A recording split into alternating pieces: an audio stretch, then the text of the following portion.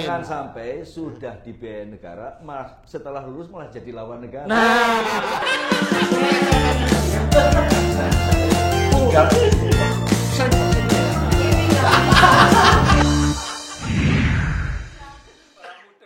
Selamat datang di Meja Makan. Bersama saya Bayu, kita masih bersama dengan Pak D yang paling keren, Kris Budiharjo. Gimana Tum kabarnya Tum? Baik, alhamdulillah. Suasana cerah terus. Suasana cerah. Cerah, semoga semuanya cerah. Yo. Tamu kita siapa ini Tum? Oh ya, hari ini kita kedatangan seorang tokoh. Mayor Jenderal Ridho, Deputi Kebangsaan Lemhanas. Kita akan bincang-bincang tentang Lemhanas itu apa toh? Sekolah apa? Sekolah apa? Lemhanas itu kursus atau sekolah atau apapun namanya. Bentuk apa itu? Ya, tetapi pemahamannya adalah bahwa Lemhanas itu kan sekolah calon pemimpin kalau pejabat. Pejabat kalau nggak ada Lemhanasnya nggak sah lagi gitu. Atau nggak abdol atau apapun. Kalau zaman dulu Tum ya, kalau belum sekolah Lemhanas kapan munggah pangkat? Jangan-jangan sekarang juga masih. Kita tanyakan aja kepada beliaunya yang paham tentang Lemhanas, karena beliau pejabat Lemhanas. Kalau kita yang ngomong salah. Baik, selamat datang Pak Mayor Jenderal Ridho. Selamat datang. Terima kasih pada Kris sama Dinda Bayu. Saya senang hadir di sini. Mudah-mudahan ada manfaatnya. Amin. Nah, ini banyak orang tanya, Pak. Lemhanas itu apa sih? Lemhanas nih, katanya Lemhanas. Agak berat nih pertanyaan. Tapi coba kita kemas ya. Baik. Jadi Lemhanas ini sebenarnya kalau kita pelajari dibentuk karena inisiatifnya Pak Karno dulu. Pak Karno bilang begini. Zaman Pak Karno ya? Zaman Pak Karno. Jadi beliau bilangnya gini, saya ingin yang namanya para pemimpin di Indonesia ini adalah para pemimpin yang memiliki karakter. Sekaligus dia memiliki wawasan tentang geostrategi dan geopolitik.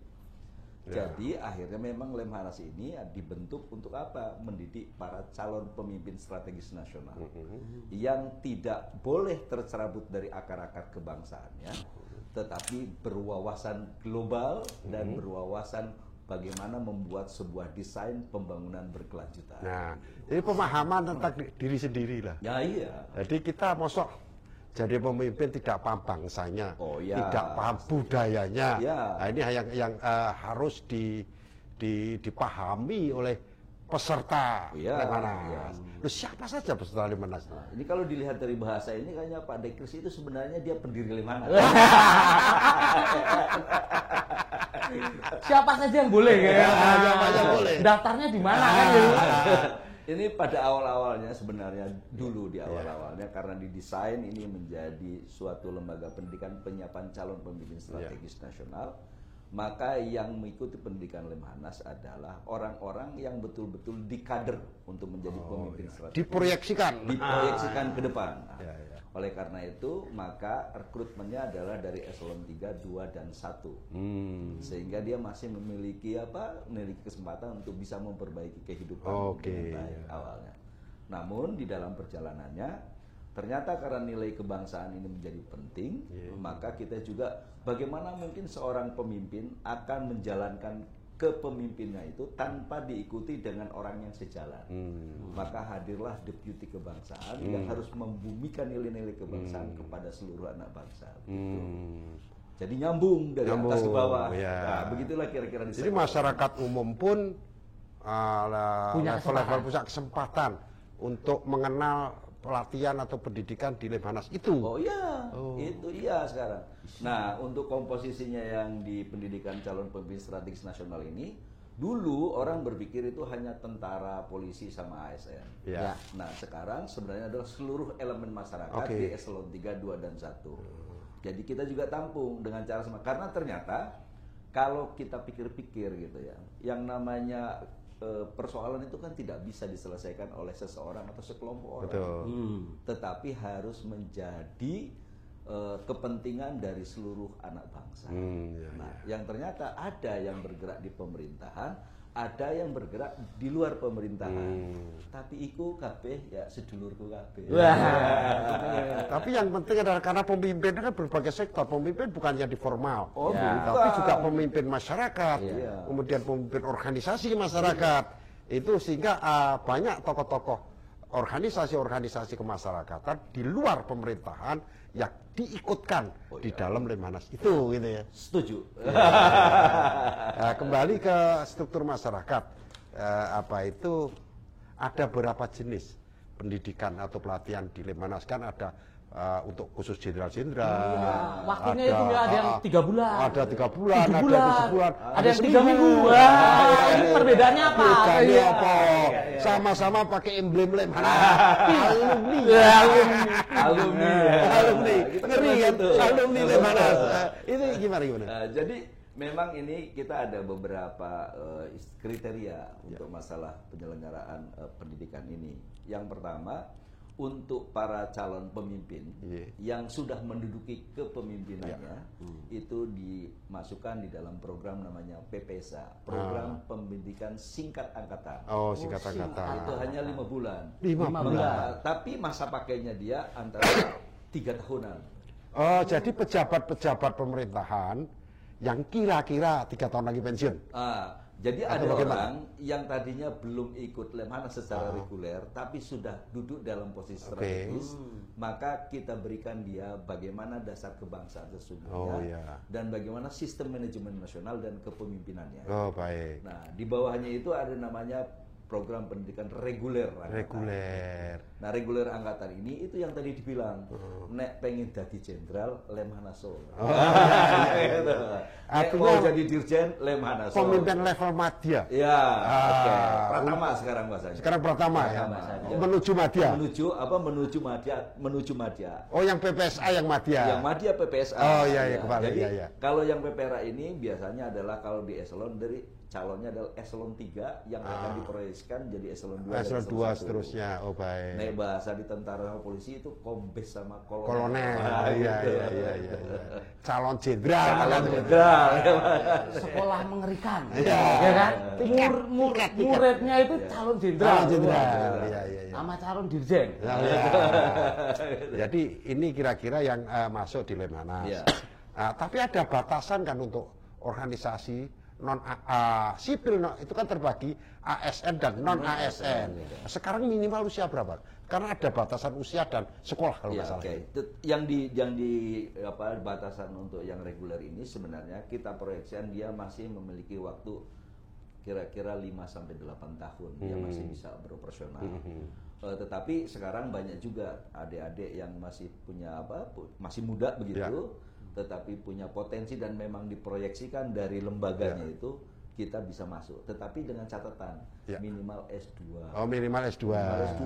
Jadi kalau diskusi itu enggak kebanding-banding. Nyambung sama satu kelasnya itu lah kira-kira. Betul. Satu kelasnya itu. Jadi S2 usia 40 atau 45? Ada 40-an sudah. 40-an ya? Masuk. 40 masuk. Tapi catatannya S2 dan ya. S3.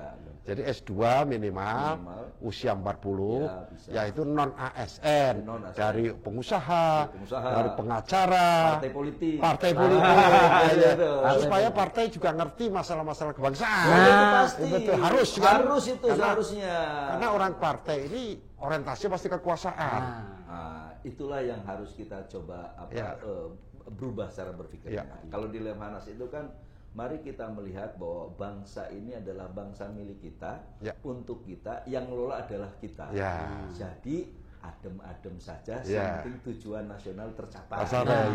Jadi memang penting menurut saya pimpinan partai politik mengirimkan kader-kader terbaiknya untuk mengikuti Lemhanas, sehingga pola pikir, cara pandang kita adalah satu sama lain saling paham. Saling paham di antara para pemimpin nantinya, karena masuk dalam alumni Lemhanas tadi. Satu itu, yang kedua gini, biasanya kan sebenarnya kalau di dalam kehidupan ini hanya bagaimana kita perspektif menilai persoalan. Padahal sebenarnya kalau begitu masuk dalam kepentingan nasional dan kepentingan negara, seharusnya sudah tidak ada perbedaan.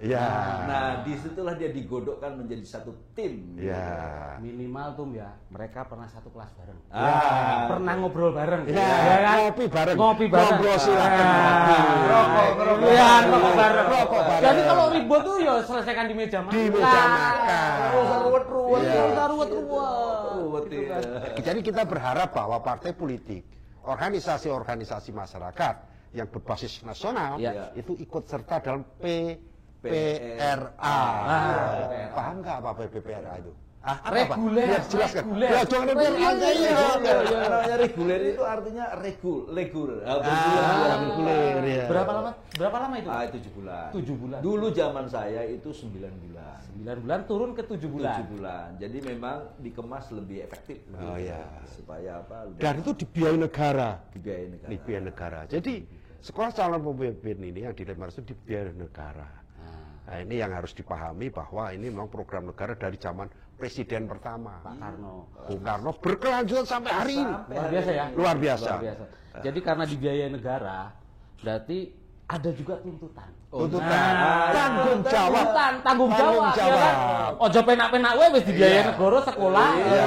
Baru kuwi gagah-gagahan luar main. Jangan sampai sudah dibiayai negara, setelah lulus malah jadi lawan negara. Jangan, enggak boleh itu. Malah keminter itu enggak? Keminter. Jadi kalau di atas permukaan itu boleh berbeda, tetapi begitu masuk ke negara tidak ada perbedaan. Adem dong. Taktis saja yang berbeda, bukan strategis. Jadi boleh berbeda hal dalam taktis, tapi jangan yang strategis. Kira-kira gitu. Yang strategisnya adalah ya tetap Undang-Undang Dasar 45, visi-misi negara yang saling dipahami, dipelajari bersama. Kira-kira begitu ya. Tercapainya tujuan nasional, terselenggaranya kepentingan nasional, akhirnya mencapai cita-cita nasional. Itu dia penting. Goalnya nih penting bersama. Keren ya. Keren. Cuma masalahnya adalah masyarakat umum yang mau ikut tuh piye? Yang 7 bulan 7 bulan dah kita PPRA kan. Kalau 3 bulan itu untuk khusus ya. 3 program bulan khusus. dulu adalah namanya P3DA. Jadi untuk teman-teman yang sudah terpilih menjadi bupati. Khusus bupati, gubernur, dewan yang sudah terpilih tapi belum pernah memahami tentang itu, maka kita diberikanlah pemantapan kepemimpinan dan pemahaman tentang nilai kebangsaan.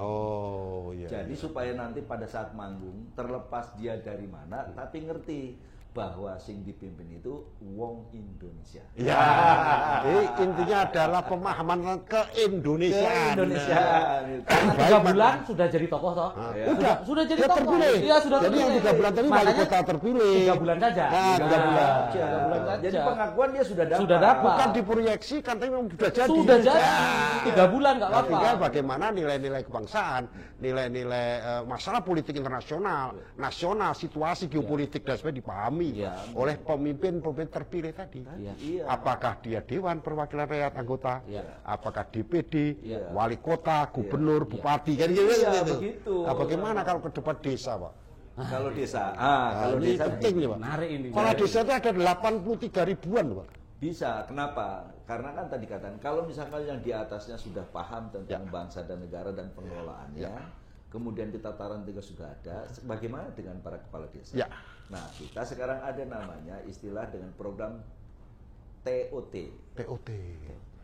Train for Trainer. Jadi orang pelatihan untuk pelatih. Itu cuma 8 hari loh. 8 hari. Ada lagi di bawahnya namanya pemantapan nilai-nilai kebangsaan. 7 hari. 7 hari. Beda 1 hari aja. Beda 1 hari. Tetapi TOT 8 hari. Itu 7 hari. 7 hari. Oke. Pesertanya itu yang pertama adalah biasanya kalau yang bagi guru, dosen, wijaiswara dan lain-lain itu dia di eselon yang eselon 5, 6. Nah, atau non eselon. Atau non eselon. Tetapi diharapkan kalau TOT ini, kalau DE sudah diberikan TOT, dia mampu untuk mentransfer tentang nilai kebangsaan kepada rakyat yang lainnya. Saudara-saudara kita, lingkungannya setidaknya. Nah, kalau pemantapan nilai ini, kalau bahasanya diciptakan untuk dirinya. Kalau dirinya sudah mengerti, mbok yao kerjanya sesuai dengan apa yang telah kau dapatkan. Itu TOT. Itu pemantapan nilai. Itu. Jadi untuk dirinya. Tapi kalau TOT itu agar dia menyampaikan kembali. Nah, teman-teman yang kepala desa ini, kalau bisa sih sebenarnya ikutnya TOT. Jadi program TOT ada trainer of trainer. Karena kenapa khusus kepala desa misalnya? Karena dia adalah pejabat terpilih. Karena terpilih. Pejabat terpilih. Ya, jadi dia ngayomi saudara-saudara yang lain. Sehingga apa tatkala dia menjalankan perannya sebagai pemimpin di desa itu benar-benar memahami nilai-nilai keindonesiaan, nilai-nilai kebangsaan, visi misi negara dan sebagainya. Bisa dibayangin nih, apa yang disampaikan Pak Karno dulu, bahwa negara ini adalah kumpulan dari masyarakat. Masyarakat ini kumpulan dari kelompok-kelompok masyarakat. Kelompok masyarakat kumpulan dari keluarga. Keluarga itu kumpulan dari individu. Nah, sekarang yang ngayomi keluarga-keluarga di bawah ini siapa toh? Pak Kepala Desa. Benar. Jadi dia langsung menyentuh. Seandainya itu program terselenggara dengan baik. Wah, nyaman hidup kita. Betul. Jadi saya kira memang itu penting ya. Penting, sangat penting. Untuk kepala desa ini karena otonomi walaupun belum diakui sebagai daerah tingkat 3, tapi hampir menuju ke sana. Menuju arahnya ke sana. Arahnya. Karena bagaimanapun kepala desa dipilih. Dan dia punya kebijakan-kebijakan di dalam menjalankan kewenangan dan tugasnya, tupoksinya lagi. Apalagi sekarang kan ada dana desa, ada apa? Bagaimana pengelolaannya itu sesuai dengan tujuan negara, memahami nilai keadilan sosial, kan gitu. Dan mereka langsung bersentuhan. Kalau kita lihat misalkan bahasa ekonomi, kalau nek desanya makmur, berarti kecamatannya makmur. Nek desa kecamatan makmur, kabupatennya makmur. Kabupaten makmur, provinsinya makmur, provinsinya makmur, negaranya makmur. Subur makmur luar biasa. Cocok. Ngobrol karo Pak Deputi ke ya. Indonesia ini selalu kegowo iki kebangsane. Selalu ditutup dengan Loh Jinawi. Ya, ini terinspirasi sama Dinda Bayu sama Pak Dekris. Jadi saya kira memang di samping ada yang untuk bos-bos lah kata untuk pimpinan tingkat atas, juga ada tingkat grassroots yang bisa mengikuti pelatihan atau pendidikan Lemhanas yang disebut dengan TOT dengan pemantapan nilai kebangsaan. Wah, itu tak pikir itu harus segera diangkat tuh supaya semakin banyak yang ikut karena ketahanan budaya juga akan timbul dari sana. Khusus desa ini sangat menarik, apalagi sekarang kepala desa sudah ada perubahan masa jabatan dan sebagainya, sehingga dan perangkat desa juga harus mendapatkan sebuah pemahaman tentang Pancasila karena akar permasalahan disintegrasi atau apapun itu di desa. Mulainya dari desa. Di desa. Karena dia pemimpin terendah dan komunikasi langsung dengan masyarakat. Kan begitu. Nek kepala desanya salah, berarti rakyat di situ juga bisa salah. Hancur itu tuh. Berarti TOT itu di samping kepala desa bisa juga perangkat ya? Oh, bisa. Sekretaris atau ketua badan itu musyawarah desa itu ada kan juga badan perwakilan desa. Saya kira memang itu perlu segera dirumuskan. Kita akan undang nanti dari Dirjen Pemdes misalnya kan, Bina Desa. Namanya sekarang Direktur Jenderal Bina Desa Kementerian Dalam Negeri. Itu pembina perangkat desa. Se-Indonesia 83.000.